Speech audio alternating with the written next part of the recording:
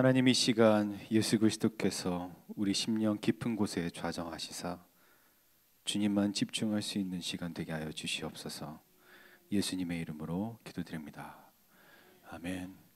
아마 여기에 과학자이신 분들도 계실 것 같아요. 엔지니어 일을 하시다가 퇴근하시고 오신 분도 계실 거고, 아니면 과학과 전혀 상관없는 다른 일을 하시는 분도 계시겠죠. 근데 저의 인식에 있어서 사실이라는 것은 요 근래에 이르러서 과학적인 기반을 갖는 것을 사실이라고 얘기하고자 하려고 합니다.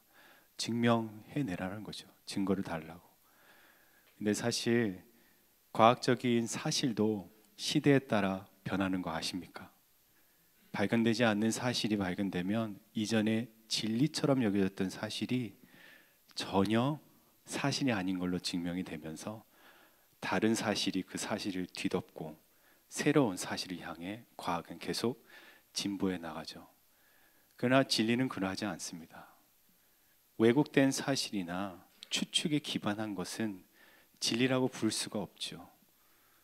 이전의 사실이 이 진리를 뒤덮을 수도 없는 것이 바로 우리가 믿는 진리, 예수 그리스도입니다. 그 어떤 사실도 사실 더 증명해내라고 이 시대는 외치지만 사실 이상의 진리가 2000년 전에 예수님께서 이 땅 가운데 오심으로 이미 우리에게 증거하셨습니다. 믿으십니까?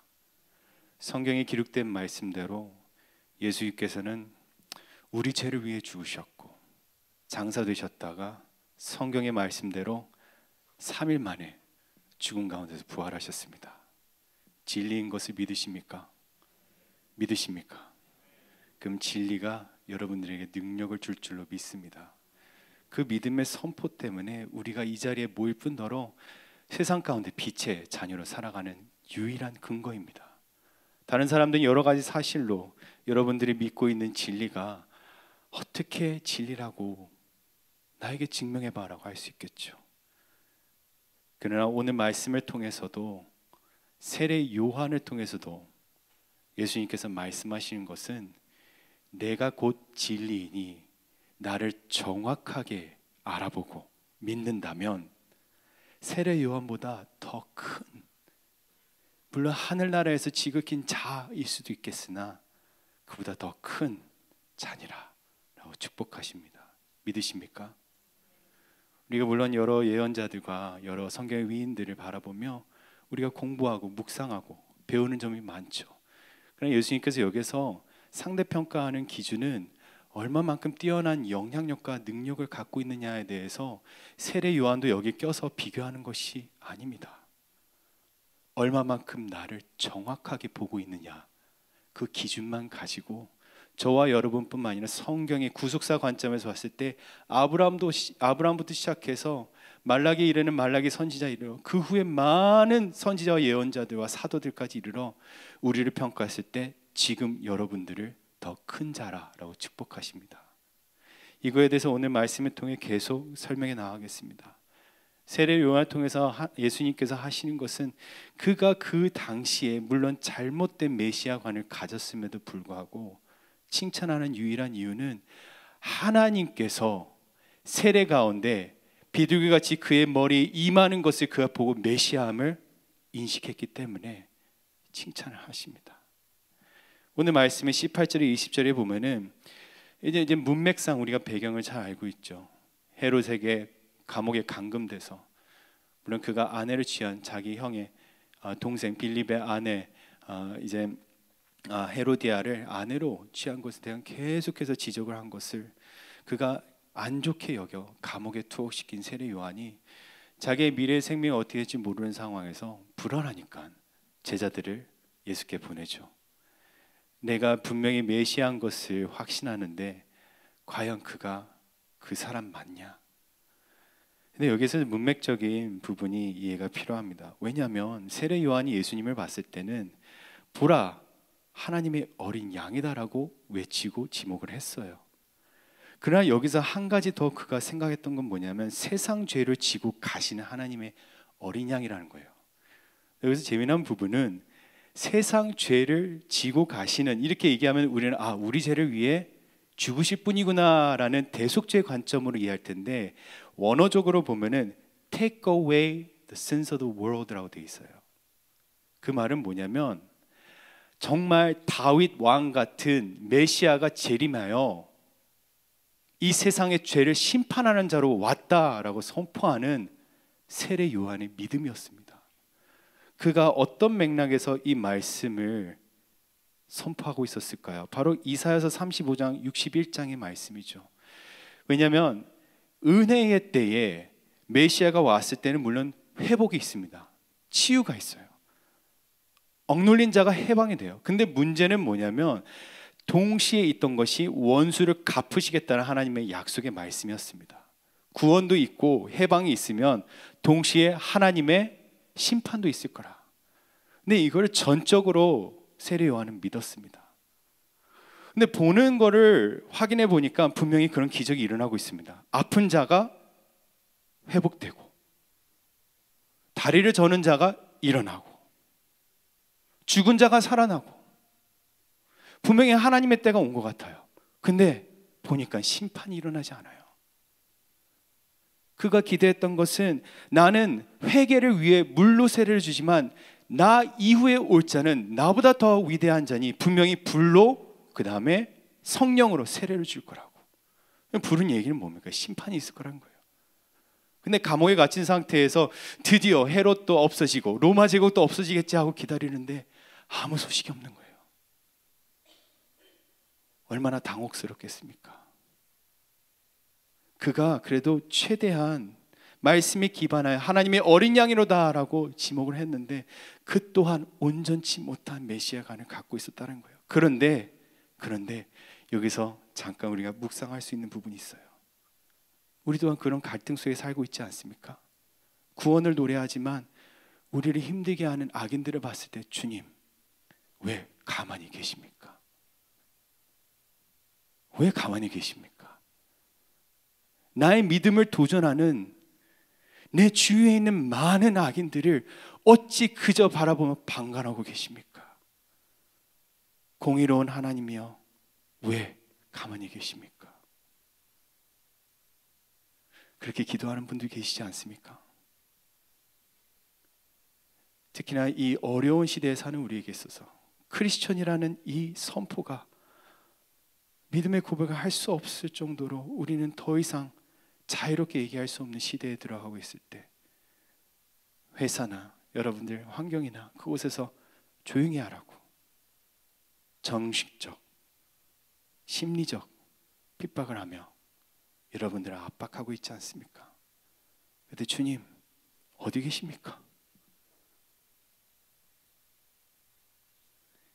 근데 예수님께서는 이어서 21절부터 바로 그때라고 설명하시며 이젠 어떠한 것을 제자들에게 보여주십니다. 근데 그게 뭐냐면 바로 회복 사역입니다.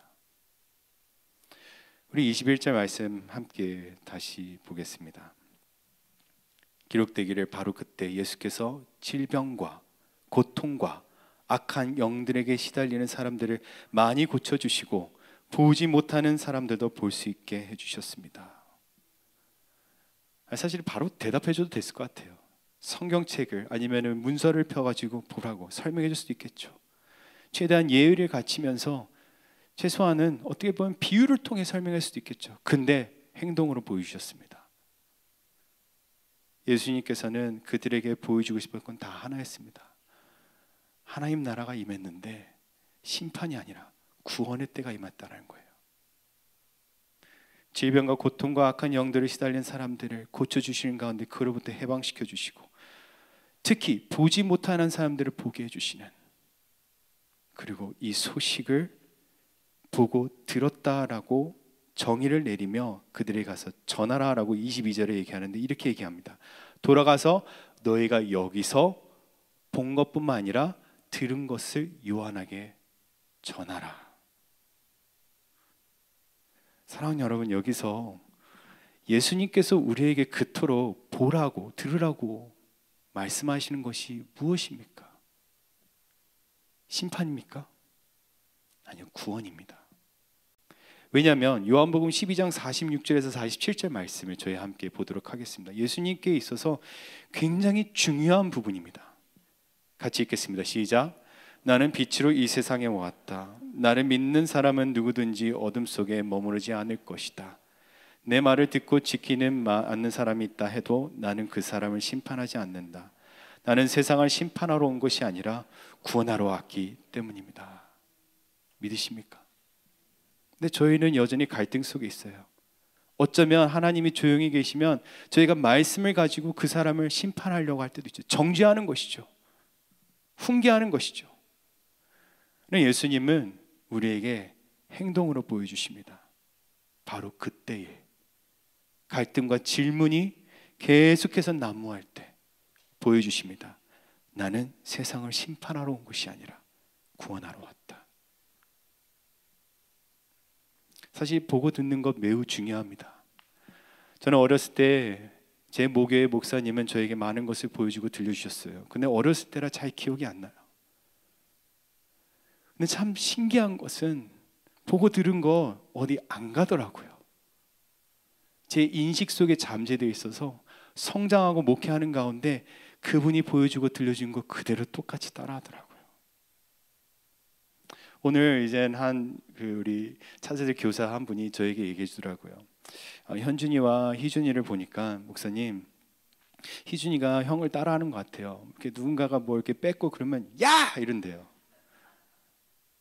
그래서 현준이도 그러는 거 본다고. 그래서 제가 뭐라고 해야 되는 줄 아십니까? 애들이 지혜비한테 배웠다고 했어요. 자, 애들 막 야! 하고 이렇게 혼내거든요. 근데 보고 듣는 거 무시 못합니다. 저는 아이들한테 비록 잘못된 것을 의도치 않게 보여주고 들려줬지만 이제는 주님 앞에 회개하며 한 가지를 보여줘야 됐구나, 들려줘야 했구나라고 오늘 말씀을 묵상하면서 눈물 가운데 다시 결단합니다. 사랑하는 여러분, 여러분들은 무엇을 보고 들었습니까? 예수님께서 말씀하시고 보고 들었으면 가서 전하라고. 그 일에 우리를 부르십니다. 24절 28절에 보면은 물론 35절까지 가야 되는 게 옳지만 오늘은 시간상 24절에서 28절까지밖에 못 갈 것 같습니다. 왜냐하면 이 부분 또한 후반부에 있는 말씀과 더불어 한 가지를 얘기하고 있습니다. 왜 우리를 부르셨냐는 거예요. 예수님이 세례 요한에 대한 평가는 아까 서로에 말씀드린 것처럼 전혀 다른 카테고리에 있습니다. 얼마나 많은 능력을 보여줬는지, 얼마나 많은 영향력을 펼쳤는지, 얼마나 많은 사람들을 회개에 이렇게, 이게 아니라 얼마나 잘 예수님을 알아봤는지예요. 물론 우리가 여러 다른 성경의 위인들에 대해서 묵상하고 공부하고 그들을 본받을 부분이 있겠죠. 아브라함의 믿음과 순종, 모세의 탁월한 리더십, 국가를 세워나가는 데 있어서 하나님의 말씀에 기반하여 그 탁월한 리더십을 가지고 하나님의 나라를 세운 것. 다윗 얼마나 용맹합니다. 전쟁터에서 그 용맹스러움은 우리가 감히 배워보고 배울 부분이 많아요. 하나님을 의지하며 하나님의 전쟁이라 선포하며 나아가는 그 믿음과 담대함, 엘리야의 그 은사와 능력, 죽은 자를 살리는 하나님의 위대한 능력을 가진 선지자, 예언자. 그러나 그 카테고리에서 예수님이 비교하는 거 아닙니다. 예수님의 관점은 전혀 다른 곳에 있어요. 너희는 얼마나 나를 알아볼 수 있느냐, 그것도 정확하게. 이 사람에 대해 성경에 이렇게 기록되어 있다. 하나님의 사자로 내가 나의 길을 앞서 준비시키기 위해 보낸 자니라. 말라기 3장 1절의 말씀이죠. 그렇게 평가를 합니다. 그러면서 얘기하죠. 내가 너에게 말한다. 여인에게서 난 사람 중에 요한보다 더 큰 사람은 없다. 창세 때부터 이제 여인에게 난 모든 사람들을 통틀어 이 사람을 1등이라 얘기하는 거예요. 근데 그 기준이 바로 거기에 있다는 거죠. 그런데 이어서 우리를 칭찬하십니다. 함께 28절 후반부를 읽을까요? 그러나부터 시작하는 말씀인데 저희와 함께 이 말씀을 큰 소리로 읽겠습니다. 시작.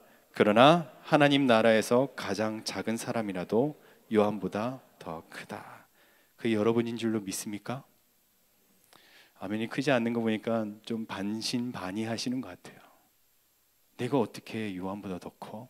나에게는 은사도 능력도 없는데.